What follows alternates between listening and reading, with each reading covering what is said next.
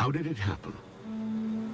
A volcanic crater known as Rano Raraku provided the quarry for most of the island's great statues. No less than 397 of them are still lying here in various stages of manufacture. Several explorers have probed the quarry, but the first systematic study of Easter Island statues began in 1982 and continues today.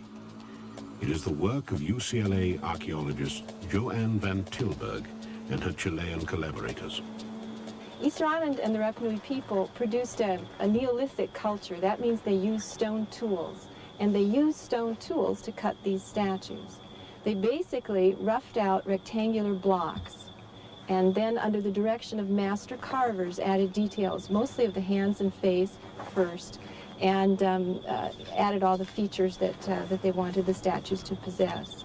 And then undercut the rectangular block, braced it in place, and then moved it out of the quarry.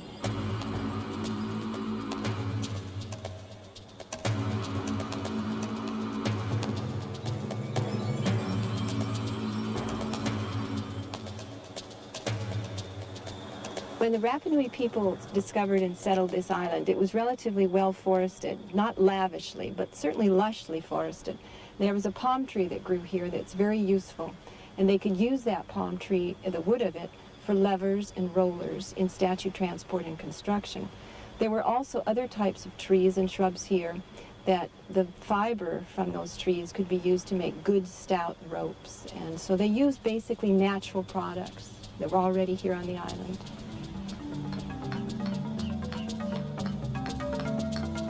But the tools the carvers used were only part of the mystery.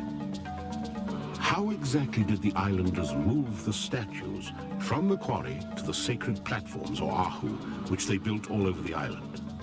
Van Tilburg decided to investigate the different theories with the aid of a computer. In order to define the average Easter Island sculpture, we first took measurements and descriptions of about 480 statues. We then did a statistical analysis to arrive at the average form and average size and weight.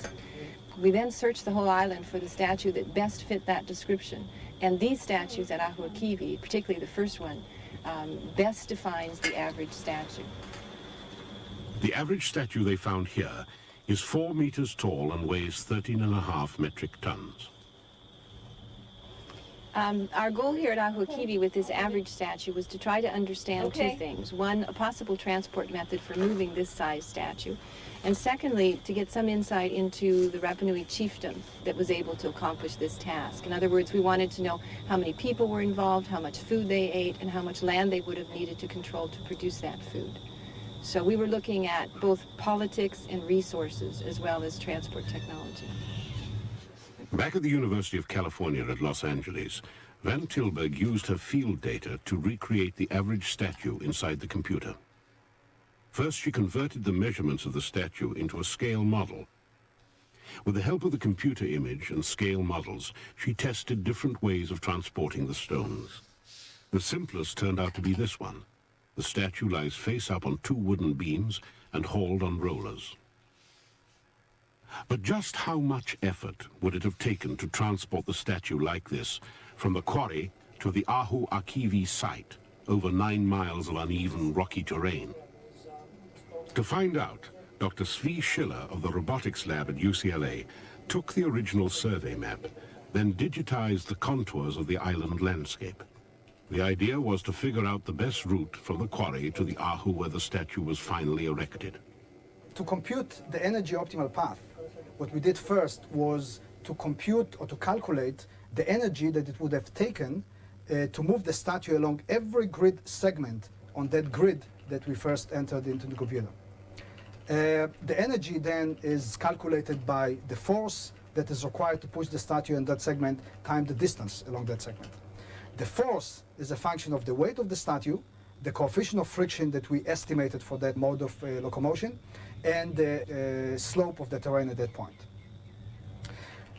Given this data for every grid along that terrain, we then used standard search techniques to find the optimal path.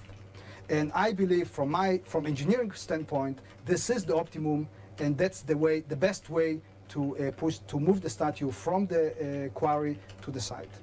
Now, if the Rapa Nui people did not choose that path, they should have.